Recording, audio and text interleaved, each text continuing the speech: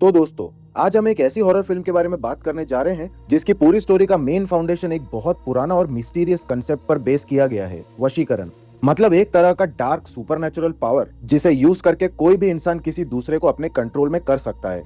इसका ये मतलब है कि एक व्यक्ति दूसरे को अपनी मर्जी के अकॉर्डिंग कोई भी काम करवाने के लिए मजबूर कर सकता है। जी हाँ, कोई भी काम। अब मैं सबसे पहले आप लोगों से एक सवाल पूछना चाहता हूँ। क्या आप लोगों को ये चीजें सच्ची लगती है? आप में से कौन कौन इसको सच मानता है? आप लोग मुझे जरूर कमेंट सेक्शन में बताना, क्योंकि मुझे जानना है कि आपका क्या सोचना है इस कंसेप्ट के बारे में। अच्छा, अब हम इस कहानी को समझते हैं। ये फिल्म इतनी ज्यादा डीप और ट्विस्टेड है, ये हमेशा आपके दिमाग में बसी रहेगी।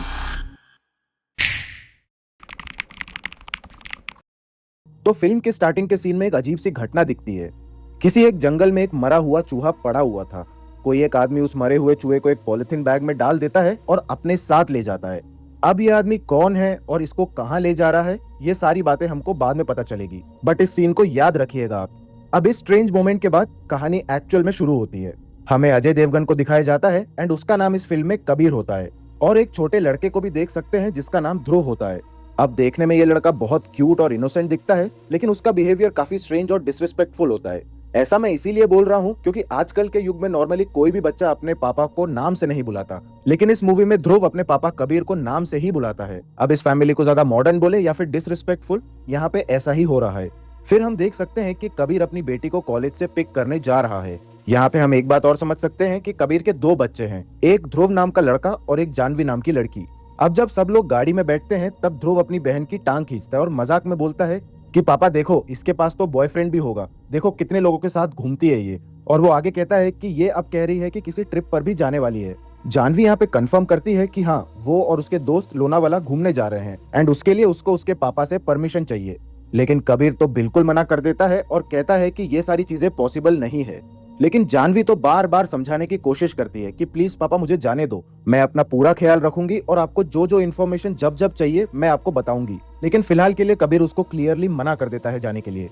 घर पहुंचने के बाद हम लोग देख पाते हैं कि ध्रुव को कंप्यूटर्स और एडिटिंग में बहुत ज्यादा इंटरेस्ट होता है। हम लोग ये भी देख पाते हैं कि उसके लैपटॉप पर एडिटिंग सॉफ्टवेयर चलती हुई रहती है। आगे हम लोग को पता चलता है कि कबीर एक चार्टर्ड अकाउंटेंट है। जानवी अपनी मम्मी से कहती है कि मम्मी आप प्लीज पापा को समझाओ ना, मुझे ट्रिप पर जाने देने के लिए पापा को प्लीज मनाओ ना। कबीर के मना करने के बावजूद जब इतने सारे लोग उस पर प्रेशर बनाते हैं तब वो मान जाता है आखिरकार। लेकिन उससे पहले कबीर कुछ शर्तें रखता है जानवी के सामने। वो कहता है कि मुझे सारी इन्फॉर्मेशन चाहिए तुम्हारे दोस्तों की, जैसे कि उनका नाम, उनका नंबर और उनके घर का एड्रेस भी। वो आगे कहता है कि तुम अपनी रियल टाइम लोकेशन मुझे हमेशा शेयर करती रहोगी। जानवी ये सारी कंडीशंस मान लेती है और कबीर भी उसको ट्रिप पे जाने देने के लिए मान लेता है। लेकिन जानवी के दोस्तों के साथ ट्रिप पे जाने से ठीक पहले ये पूरी फैमिली एक और ट्रिप पर निकलती है। ये लोग एक फार्म हाउस में जाने वाले थे। फिल्म में हम लोग देख सकते हैं कि ये बहुत ज्यादा क्लोज निट और बहुत हैप्पी फैमिली है। सब लोग एक दूसरे से बहुत प्यार और मस्ती करते हैं और साथ ही साथ बहुत ज्यादा एंजॉय भी करते हैं। फार्म हाउस जाते वक्त ध्रुव को वॉशरूम यूज करने की जरूरत पड़ती है, तो पूरी फैमिली डिसाइड करती है कि ये लोग एक रेस्टोरेंट में हॉल्ट ले लेंगे। इस रेस्टोरेंट में पहली बार कबीर को माधवन दिखता है और माधवन के कैरेक्टर का नाम इस मूवी में वनराज होता है, मतलब कि जंगल का राजा। वनराज फोन पे अपने बच्चे से बात कर रहा होता है और वो कहता है कि हाँ बेटा, मैं खुद का ध्यान रख लूंगा। वो आगे अपने बच्चे की बात रिपीट करता है। वो कहता है कि हाँ, मैं खुद का ध्यान रखूंगा, मैं चाय खाली पेट नहीं पीऊंगा इत्यादि। यही सब सुन के हमको लगता है कि वो अपनी फैमिली से बात कर रहा था। जब कबीर चाय लेने जाता है तब उसके पास खुले पैसे नहीं होते, तब वनराज उसे चेंज देकर हेल्प करता है। एक रैंडम स्ट्रेंजर उसको इस तरह से हेल्प करता हुआ देख कबीर बहुत ज्यादा इंप्रेस हो जाता है और वो उसको अपने फैमिली के साथ चाय पीने के लिए बुलाता है। लेकिन दोस्तों, कबीर नहीं जानता था कि ये जो छोटा सा एक चेंज अमाउंट उसने जो दिया था, यही उसकी सबसे बड़ी चाल थी। आगे हम लोग को पता चलेगा ये छोटा सा चेंज कबीर और उसकी फैमिली के लिए कितना महंगा साबित होने वाला है। बातों बातों में वनराज कबीर से बहुत ज्यादा सवाल पूछने लगता है। वो पूछता है कि तुम्हारी वाइफ क्या काम करती है, तुम्हारी बेटी क्या करती है, तुम्हारे बेटे को क्या पसंद है, एटसेट्रा।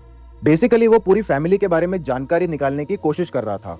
तभी उसे पता चलता है कि जानवी बहुत ज्यादा डाइट कॉन्शियस है और उसे ऑयली खाना बिल्कुल पसंद नहीं है। और जब पूरी फैमिली उस रेस्टोरेंट में पराठे ऑर्डर कर रही होती है तब जानवी ने उधर से कुछ नहीं खाया था क्योंकि वो पराठे ऑयली थे। और फिर आता है वही क्रूशियल सीन। वनराज दोनों बच्चों को एक दूसरे से स्नैक्स के बारे में झगड़ते हुए देख लेता है। वो कहता है ठीक है, तुम्हारा पराठा मैं खा लूंगा, तुम मेरा लड्डू खा लो। जानवी एकदम से उस लड्डू को बहुत ही एग्रेसिवली खा लेती है और इसी मोमेंट से जानवी के सेंसेस पूरे चेंज हो गए थे। उसका बिहेवियर एकदम से बहुत अजीब तरह से चेंज हो जाता है, जैसे कि वो उसके अंदर खुद नहीं है। फिर वनराज जानवी से कहता है कि तुम वो पराठा खा लो जो कि उसने पहले मना कर दिया था खाने से। जानवी इतना ज्यादा लॉस्ट हो चुकी थी कि वो खुद उठाकर उस पराठे को खा लेती है जिसको उसने पहले ऑयली है बोलकर रिजेक्ट कर दिया था। ये देखकर सभी को बहुत ज्यादा स्ट्रेंज लगता है, लेकिन सब लोग इस चीज को इग्नोर कर देते हैं, जो कि इनकी सबसे बड़ी गलती थी। रेस्टोरेंट से निकलते वक्त जानवी अपने पापा को बहुत अर्जेंटली बुलाती है कि पापा जल्दी आओ। तभी वहां पे वनराज वापस आता है और जानवी को एक बिस्किट का पैकेट दे देता है। वो कहता है जैसे ही तुम लोग फार्म हाउस पहुंचो तब इस बिस्किट को पूरा खा लेना। जानवी बिना कुछ सोचे समझे वनराज की ये बात मान लेती है और वो बिस्किट अपने पास रख लेती है। अब हम व्यूअर्स यहाँ पे समझ सकते हैं कि वनराज एक काला जादू करने वाला है और उसने शायद तक जानवी को पोजेस कर लिया है और अपने वश में कर लिया है। खैर, उसके बाद पूरे रास्ते जानवी बहुत ज्यादा शांत रहती है, ना कोई आर्ग्यूमेंट, ना कोई रिस्पॉन्स, कुछ भी नहीं। फाइनली सब लोग फार्म हाउस पहुंच जाते हैं। ध्रुव अपने साथ एक छोटी सी मछली भी लाया था, वो जाकर उस मछली को बैकयार्ड के पानी में डाल देता है। अब जानवी ने फार्म हाउस पे पहुंचते से ही उस बिस्किट के पैकेट को पूरा खा लिया था और कवर को गाड़ी में ही फेंक दिया था। अब पूरी फैमिली फार्म हाउस में एंजॉय करने लगती है। इस वक्त तक जानवी बिल्कुल ठीक लगती है और सारे लोग पूल में जाके बहुत ज्यादा मस्ती करते हैं। उस वक्त जानवी की मम्मी ज्योति का फोन गीला हो जाता है तो वो उस फोन को एक चावल के डब्बे में रख देती है ताकि वो सूख जाए। जब ज्योति टेरेस पे जाती है तब उसे रियलाइज होता है कि जिस आदमी के साथ रेस्टोरेंट में उन लोगों ने चाय पिया था वो आदमी फार्म हाउस तक उनका पीछा करते हुए आ गया है। वो कबीर को यह बताने जा रही होती है, लेकिन जानवी ने पहले ही दरवाजा खोल के वनराज को अपने घर में बुला लिया था।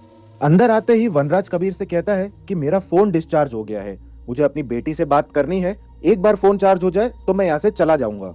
कबीर को यह सब बहुत नॉर्मल लगता है और वो फोन का चार्जर लेने जाता है। साथ ही साथ पूरी फैमिली कपड़े चेंज करने के लिए भी चली जाती है। लेकिन वनराज का बिहेवियर काफी ज्यादा ऑकवर्ड रहता है। वो पैर सब ऐसे फैला के बैठा था जैसे उसके पिताजी का घर हो। ज्योति को यह सब बहुत ज्यादा खराब लगता है और वो कबीर से कहती है कि कैसे हम किसी अननोन आदमी को घर में ऐसे लेके आ सकते हैं, ये आदमी है कौन, और ऐसे तो बहुत सारे घर हैं, उसको क्या सिर्फ हमारा ही फार्म हाउस मिला, बाकी किसी भी फार्म हाउस में इलेक्ट्रिसिटी नहीं थी क्या जहाँ पे वो फोन चार्ज कर सके। यहाँ पे ज्योति ने जितने सवाल पूछे बिल्कुल सही सवाल पूछे, क्योंकि सारे के सारे बहुत ज्यादा कंफ्यूज स्टेट में थे। तभी उसी वक्त वनराज जानवी को अपने पास बैठा लेता है और बातचीत करता है। वो जानवी के बारे में सब कुछ पता कर लेता है, जैसे कि उसके बॉयफ्रेंड का नाम क्या है, ये लोग कहाँ कहाँ घूमने जाने वाले हैं, इनके ट्रिप का प्लान क्या है, एटसेट्रा। और जानवी अपने मुंह से बस सब कुछ बक देती है as if she was possessed. वो बिना सोचे समझे सब कुछ बता देती है वनराज को। जब वनराज जानवी के बारे में पता कर रहा होता है तब ध्रुव बार बार जानवी को खेलने के लिए बुलाता है। तब वनराज जानवी को एक बहुत अजीब सा ऑर्डर देता है। वो जानवी को कहता है कि तुम ध्रुव के साथ आज इतना खेलो कि आगे वो कभी भी किसी को खेलने के लिए ना बोले। जानवी ये सुनकर वनराज के ऑर्डर को फॉलो करती है और ध्रुव को एक झूले पर बिठाती है। उस झूले को वो इतनी तेज झुलाती है कि बेचारा ध्रुव ऑलमोस्ट गिरने ही वाला था, लेकिन सही टाइम पर कबीर और ज्योति वहां आ जाते हैं और ध्रुव को सेफली उतार लेते हैं। वनराज ये सब देख रहा था। वो जानवी से कहता है कि देखो तुम्हारे पेरेंट्स तुम्हें डांट रहे हैं, तुमको उनसे सॉरी बोलना चाहिए। हम व्यूअर्स समझ पाते हैं कि वनराज कबीर और ज्योति के सामने अच्छा बनने का ट्राई कर रहा है और जानवी अपने पेरेंट्स से सॉरी भी बोल देती है। फिर सब लोग अंदर आकर डिनर करते हैं। तभी वहाँ पे वनराज भी आकर बैठ जाता है और सबको इंटरप्ट करने लगता है कुछ ना कुछ कहकर। कबीर और ज्योति को बहुत ज्यादा गुस्सा आ जाता है इस बात पर, लेकिन वो रिस्पेक्टफुली वनराज से कहते हैं कि आपको हमारी फैमिली मैटर्स में इंटरफेयर करने की जरूरत नहीं है। लेकिन वनराज कहता है अब तो ये मेरी भी फैमिली है तो मैं तो बीच में बोलूंगा। फिर वो जानवी को ऑर्डर देता है और कहता है चलो अब मैं तुम लोग को एक सीख दूंगा, अभी अपने बॉयफ्रेंड को कॉल करो और उससे बोलो कि मुझे तुमसे ब्रेकअप करना है और मैं किसी ट्रिप पे नहीं आना चाहती हूँ तुम्हारे साथ। जानवी बिना कुछ सोचे समझे अपने बॉयफ्रेंड को कॉल करती है और सीधा ब्रेकअप की बात कह देती है और वनराज के कहने पर वो नंबर भी ब्लॉक कर देती है। अब कबीर का पारा चढ़ चुका था। उसे फील होने लगता है कि यहाँ पे बहुत कुछ गलत चल रहा है। वो वनराज को धक्के मारकर घर से बाहर निकालने की कोशिश करता है, लेकिन तभी जानवी एकदम से पागल हो जाती है और वो अपने पापा को बहुत जोर से धक्का देती है और कहती है ये अंकल यहाँ से नहीं जाएंगे। कबीर और ज्योति ट्राई करते हैं अपनी बेटी को समझाने के लिए। वो पूछते हैं कि बेटा तुझे आखिर हुआ क्या है, तेरे साथ क्या चल रहा है और तू ऐसे अजीब से बिहेव क्यों कर रही है। और तभी उन लोग को समझ में आ जाता है कि वनराज ने जानवी पर एक ब्लैक मैजिक स्पेल कर दिया है और अब जानवी पूरी तरह से वनराज के कंट्रोल में है। ज्योति वनराज से कहती है तुम आखिर चाहते क्या हो। वनराज डायरेक्टली मुद्दा उठाता है और कहता है कि बस मुझे कुछ और नहीं चाहिए, तुम अपनी बेटी को आशीर्वाद दो और मेरे साथ भेज दो, कहो कि आज से ये तुम्हारी हुई। कबीर और ज्योति ऑब्वियसली ये नहीं कर सकते, इसीलिए वनराज जानवी को अजीब अजीब कमांड्स देने लगता है। वो कहता है कि जोर जोर से हंसो, तुम जोर जोर से रोना स्टार्ट करो। और मैं आप लोग को बता दूं जब जानवी जोर जोर से रो रही होती है तब एक्चुअल में भाई गूसबम्स आ गए थे और वो जब हंसती है तो उसका पागलपन बिल्कुल क्लियरली दिखाई देता है। ये लड़की ने सच में बहुत बढ़िया एक्टिंग करी है। कबीर और ज्योति हाथ जोड़कर कहते हैं कि तुमको क्या चाहिए तुम बस बोलो, हम अपनी बेटी तो नहीं देंगे। वनराज जानवी को शांत होने के लिए कहता है और वो कबीर और ज्योति से कहते हैं कि तुम लोग मेरी बात नहीं सुन रहे हो। जब माँ बाप मेरी बात नहीं मानते तो मुझे अच्छा नहीं लगता है, बहुत ज्यादा खराब लगता है। अब कबीर और ज्योति को मेंटली और ज्यादा टॉर्चर करने के लिए वो जानवी को कहता है कि किचन से जाके चाय पत्ती लेकर आओ। अब यहाँ पे ध्यान रखने वाली बात यह है कि जानवी को चाय बिल्कुल पसंद नहीं, उसकी स्मेल तक उसको पसंद नहीं थी। जब जानवी चाय पत्ती लेकर आती है तब वनराज उसे पेरेंट्स के सामने खाने के लिए फोर्स करता है। पहली बात तो चाय की पत्तियां कोई कैसे खा सकता है, लेकिन जानवी के ऊपर ब्लैक मैजिक हुआ था, इसीलिए वो पूरी चाय पत्ती खा जाती है और फिर एक बहुत क्रीपी स्माइल करती है। ये देखकर कबीर और ज्योति बहुत ज्यादा परेशान हो जाते हैं। ये सब कुछ बंद करने के लिए कबीर ने बहुत ज्यादा वायलेंटली वनराज के ऊपर अटैक कर दिया था, लेकिन गलती से तभी ध्रुव नीचे आ जाता है। तब वनराज जानवी को ऑर्डर देता है कि अपने भाई का सर फोड़ दो, और जानवी बिल्कुल ऐसा ही करती है और ऑर्डर का फॉलो करते हुए अपने भाई का सर फोड़ देती है। अब इसी बीच वनराज ने सबके फोन तोड़वा दिए थे, लेकिन आप लोग को याद होगा ज्योति ने एक फोन को चावल के डब्बे के अंदर रखा था सूखने के लिए। ज्योति ने उस फोन से पुलिस को कॉल किया था और पुलिस यहाँ पे आ गई थी। जब पुलिस अंदर आती है तब एक बहुत ज्यादा शॉकिंग सिनेरियो सामने होता है। पुलिस जब अंदर जाती है तब वो देखती है कि वनराज, ज्योति और कबीर बहुत फ्रेंडली होकर बैठे हुए थे और बातचीत कर रहे थे। पुलिस कहती है कि हमें यहाँ से कंटिन्यूअस कॉल आ रहे थे, बोलो क्या हुआ। ज्योति कहती है कि हमने तो कभी फोन किया ही नहीं। तब पुलिस कहती है कि तुम लोग हमको क्या पागल बना रहे हो। तभी ज्योति कहती है कि जो डब्बे में मैंने फोन को रखा था शायद उसमें से मेरे बेटे ने उठाकर फोन आप लोग को कर दिया है। अब ये लोग जो पुलिस के सामने एक्टिंग कर रहे थे उसके पीछे एक बहुत खतरनाक रीजन है। सच तो यह है कि वनराज ने जानवी को एक गैस सिलेंडर के ऊपर बैठा के रखा था और वो गैस सिलेंडर ओपन था। वनराज ने जानवी को एक और ऑर्डर दिया था, अगर पुलिस अंदर आती है तो खुद को जला देना। अब कबीर और ज्योति नहीं चाहते थे कि ये सब कुछ हो, इसीलिए उनको पुलिस के सामने फेक बनना पड़ा। ज्योति भागती हुई फोन को निकालती है और पुलिस को कहती है कि यहाँ पे सब कुछ ठीक है, कुछ नहीं हुआ, और ये सुनकर पुलिस वहां से चली जाती है। पुलिस के जाने के बाद ज्योति वनराज से कहती है कि लड़की मर जाएगी, उसको जाने दो। वनराज उसे गैस सिलेंडर से उतर जाने को कहता है। तभी कबीर भागते हुए अपने बेटे के पास जाता है जिसका सर जानवी ने फोड़ दिया था। उसके सर से बहुत ज्यादा खून बह रहा होता है। अब यहाँ पे ज्योति और कबीर वनराज से डील करते हैं कि जितना सारा पैसा तुमको चाहिए, जितना सोना चाहिए तुमको, सब यहाँ से ले लो, लेकिन जानवी को छोड़ दो। कबीर सब कुछ कलेक्ट कर लेता है और एक बैग में डालकर वनराज को दे देता है। वनराज उसे लेकर घर के बाहर जाता है और उन्हें लगता है कि अब जानवी सही हो जाएगी, लेकिन नहीं, वो ठीक नहीं हुई, क्योंकि वनराज बाहर जाकर उस बैग को जला देता है। दिस क्लियरली डिपिक्ट्स कि वनराज को पैसे और शोहरत में बिल्कुल इंटरेस्ट नहीं है। उसको कोई ब्लैक मैजिक सक्सेसफुली परफॉर्म करने के लिए जानवी की जरूरत है। अब वनराज जब वापस घर में आता है तब हमको पता चलता है कि वनराज को जानवी में इतना ज्यादा इंटरेस्ट क्यों है। वनराज बहुत अधिकार से कहता है, मैं इंसान नहीं हूँ, मैं हर इंसान को कंट्रोल करना चाहता हूँ, और आज उम्रा की रात है, एक स्पेशल रात जो हजारों साल के बाद आई है मेरे लिए। अगर मैं ये रिचुअल कंप्लीट कर लेता हूँ तो मैं बहुत बड़ा ब्लैक मैजिशियन बन जाऊंगा, और अगर तुम लोगों ने जानवी को मेरे साथ नहीं भेजा खुशी खुशी तो और भी ज्यादा खतरनाक चीजें होंगी यहाँ पे। अब कबीर यहाँ पे बिल्कुल हार मान चुका होता है। वो ऊपर चला जाता है और ज्योति नीचे ही बैठी रहती है। वनराज एक गाना चालू कर जानवी को कंटिन्यूअसली डांस करने को कहता है। कबीर अपने बेटे ध्रुव के पास जाता है जिसके सर से खून निकल रहा होता है। ध्रुव के पास एक छोटा सा रिकॉर्डिंग डिवाइस भी होता है। दोस्तों ये रिकॉर्डिंग डिवाइस आप लोग ध्यान रखना, क्योंकि एंड में एक ऐसा ट्विस्ट आता है जो कि इस रिकॉर्डिंग डिवाइस से डायरेक्टली कनेक्टेड होता है। ज्योति वनराज से बातचीत कर रही होती है टू कन्विंस हिम, लेकिन वो बिल्कुल बात मानने को तैयार नहीं था। तभी हम लोग देखते हैं कि जानवी बहुत देर से डांस कर रही थी और वो ऑलमोस्ट बेहोश होने वाली थी, लेकिन ये देखकर भी वनराज ने गाना नहीं रोका। गाना तब जाके स्टॉप हुआ जब फाइनली बैटरी लो हो गई थी। अब वनराज जानवी को कहता है कि मैं सोने जा रहा हूँ, वहां से एक चाकू ले आओ और मेरे पास आके खड़े हो जाओ। कोई भी अगर मुझे मारने के लिए मेरे पास आए तो उसको खत्म कर देना। फिर वो कहता है कि सबसे पहले अपनी मम्मी को ऊपर भेज दो। जानवी अपने ही माँ को चाकू दिखाते हुए ऊपर कमरे में भेज देती है। अब कबीर और ज्योति ऊपर बैठ के सोचते हैं कि इस आदमी से छुटकारा कैसे पाया जाए। तभी कबीर नीचे जाता है और सोते हुए वनराज को मारने की कोशिश करता है। तभी जानवी सामने आ जाती है। वो जानवी के सामने हाथ जोड़ता है और वो कहता है कि मुझे जाने दे, लेकिन ऐसा लग रहा था कि जानवी बहुत ज्यादा बेबस है। वो अपने पैंट्स में सूसू भी कर देती है और इसी से हम लोग समझ पाते हैं कि जानवी का खुद पे कंट्रोल नहीं था। कबीर ऊपर जाता है और ज्योति को सब कुछ बता देता है। ज्योति भागती हुई नीचे जाती है और वनराज से कहती है कि उसे ऊपर जाने दे ताकि वो ड्रेस चेंज कर पाए एटलीस्ट। वनराज कहता है अगर तुम ड्रेस चेंज करना चाहते हो तो नीचे लेकर आओ, नहीं तो वो यहीं पे कपड़े उतार देगी। और ये कहते ही जानवी अपने कपड़े उतारना स्टार्ट कर देती है। ज्योति नीचे नए पैंट्स लेकर आती है। फिर उसके बाद वो वनराज पे वायलेंटली अटैक कर देती है और उसके सर और उसके शरीर को हार्म कर देती है। तभी जानवी के पास चाकू आ जाता है। वो अपनी मम्मी को मारने ही वाली होती है, लेकिन पीछे से सही टाइम पर कबीर आकर उसे रोक देता है। अब यहाँ पे बहुत इंटेंस फाइट सीन होता है। वनराज चिल्लाकर जानवी को कहता है तुम हंसती रहो, और फिर कबीर से कहता है अगर तुमने मुझे अभी मारा तो तुम्हारी बेटी जिंदगी भर हंसती रहेगी और कभी आजाद नहीं होगी। ये तब तक हंसती रहेगी जब तक ये मर नहीं जाती। ये चीज सुनकर कबीर को आखिर ना चाहते हुए भी वनराज को जिंदा छोड़ देना पड़ता है। अब यहाँ कबीर एक बहुत ट्रिकी सवाल पूछता है वनराज से। वो पूछता है कि आखिर तुम मेरी बेटी को कब आजाद करोगे, आखिर क्या करोगे तुम मेरी बेटी के साथ। तब वनराज एक बहुत ही अजीब सा जवाब देता है और कहता है कि तुम क्या चाहते हो कि मैं तुम्हारी बेटी को छोड़ दूं और तुम्हारी बेटी बिल्कुल पहले जैसी हो जाए, आजाद हो जाए। ऐसा तो बिल्कुल नहीं होगा, और अब जब तूने मुझे इतनी जोर से मारा है तो सोच लो तेरा क्या होगा। उसके बाद वनराज जानवी को ऑर्डर देता है, जाओ जाकर ध्रुव को ढूंढो। कबीर और ज्योति जोर से चिल्लाते हैं, बेटा दरवाजा बंद कर ले। लेकिन तब तक बहुत देर हो चुकी थी क्योंकि जानवी सीधा ऊपर पहुंच गई थी और ध्रुव को मारने के लिए उसके हाथ में एक चाकू भी था। लेकिन जैसे तैसे करके कबीर और ज्योति ने उसे एक स्टोरेज रूम के अंदर बैठा दिया था। ये लोग उसे समझाते भी है कि सब कुछ ठीक है और अब हम लोग तुम्हारे साथ हैं। लेकिन ये सब कुछ जानवी नाटक कर रही थी। वो ऐसे नाटक कर रही थी कि हाँ वो बिल्कुल ठीक हो गई है, लेकिन अपने माँ बाप को वो कमरे में बंद कर देती है और अपने भाई को ढूंढने चली जाती है।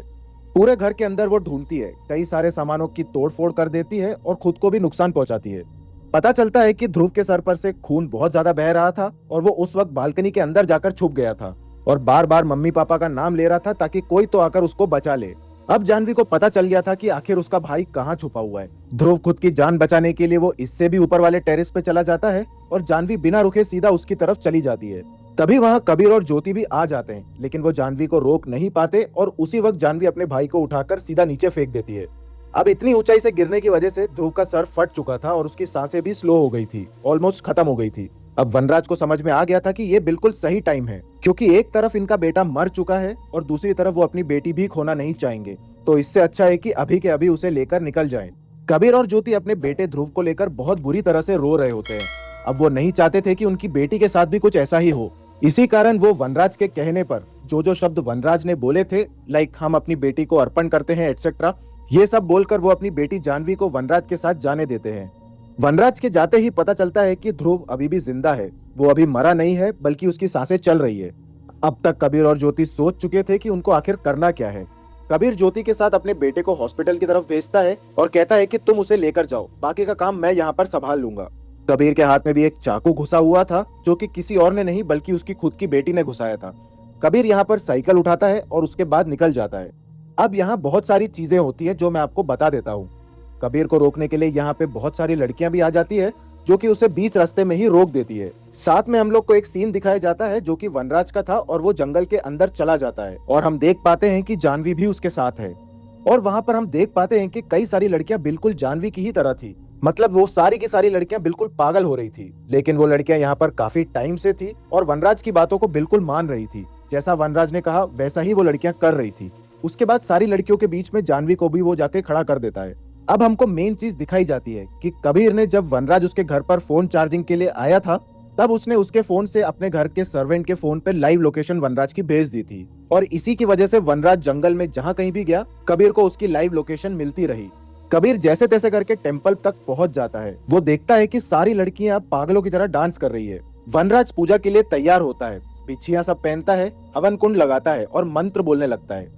वो कहता है आज तुम सब लोग आजाद हो जाओगी, जब मैं ब्लैक गुड़िया फेंकू तो तुम लोग एक कदम आगे बढ़ो, जैसे ही मैं लास्ट रेड गुड़िया फेंकू तुम सब लोग मिलके इस आग में कूद जाना। जैसे ही कबीर ये सब देख रहा होता है उसी वक्त वो पकड़ा जाता है। वो सारी लड़कियां कबीर को उठाकर सीधा वनराज के कदमों में गिरा देती है, लेकिन अभी तक कबीर ने अपनी सारी प्लानिंग कर ली थी।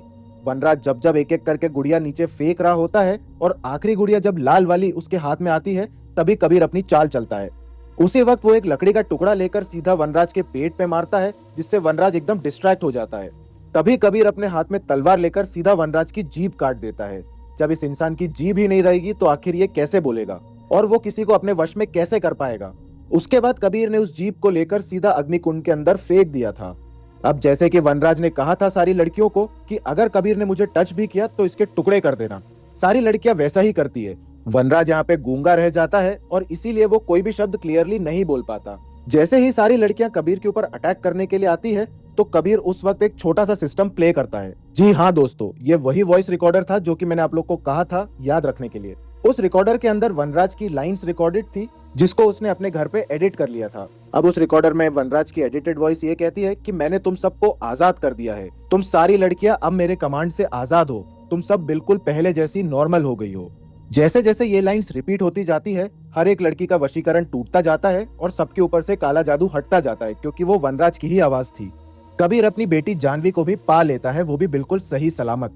अब हॉस्पिटल का सीन दिखाया जाता है। यहाँ एक पुलिस ऑफिसर आकर कबीर को सारी इन्फॉर्मेशन देती है और वो कहती है कि 108 लड़कियों को रेस्क्यू किया है, जिनमें से 54 लड़कियां अपने घर पहुंच चुकी है। हम व्यूअर्स को दिखाया भी जाता है कि जो भी गुमशुदा लड़कियां थी वो अपने अपने घर सही सलामत पहुंच गई हैं। तो वो सारे पेरेंट्स जो बिल्कुल उम्मीद हार गए थे वो सब बिल्कुल खुश हो जाते हैं, क्योंकि उनको विश्वास ही नहीं हो रहा होता। अब वो पुलिस ऑफिसर इसी के साथ कहती है कि एक और बहुत बड़ी न्यूज है, वनराज उस वक्त के बाद गायब है, अभी तक वो किसी को भी नहीं मिला। अब दोस्तों, मैंने आप लोग को स्टार्टिंग में एक सीन बताया था जहां पे एक आदमी एक चूहे को पॉलिथीन बैग में डाल रहा है। वो सीन दोबारा से दिखाया जाता है और वो जो आदमी इस चूहे को जो उठाया था वो कबीर था। वो अपने ही खुद के घर के बेसमेंट के अंदर जाता है और वो उस मरे हुए चूहे को और साथ में चाय पत्ती लेकर एक आदमी के सामने फेंक देता है। ये कोई रैंडम आदमी नहीं, बल्कि यही वनराज था। कबीर ने वनराज को 1 साल तक यहाँ पे बांध के रखा हुआ था, वो भी इस हालत में, और खाने के लिए सिर्फ और सिर्फ चूहे और चाय पत्ती दी जाती थी। वनराज की जीभ चली गई थी और इस टॉर्चर से वो बहुत ज्यादा कमजोर हो गया था। वो चेन्स तक नहीं तोड़ सकता था। कबीर वनराज से कहता है, तू सोचता था कि दूसरे को तड़पाएगा, अब तू खुद तड़प रहा है। और फिल्म यहाँ पे खत्म हो जाती है। लेकिन दोस्तों, मुझे आप लोगों से एक आखिरी सवाल करना है कि असली शैतान कौन था? वनराज जो 108 लड़कियों को कंट्रोल कर रहा था, या फिर कबीर जिसने वनराज को 365 दिन तड़पा रहा था और सिर्फ चूहे वाले डाइट पे डाला हुआ था? इस क्वेश्चन का आंसर मैं आप लोगों से कमेंट सेक्शन में जानना चाहता हूं, तो इसीलिए आप लोग कमेंट सेक्शन को भर दो अपने ओपिनियन से। और अगर आप लोग को ये मूवी एक्सप्लेनेशन पसंद आया तो लाइक कर देना इस वीडियो को, और चैनल पे नए हो तो सब्सक्राइब जरूर कर लेना। क्यों? क्योंकि ऐसे मूवी एनालिसिस वीडियोस हम लोग आपके लिए लाते रहते हैं। मिलते हैं हमारे नेक्स्ट वीडियो में, तब तक के लिए स्टे स्पूकी।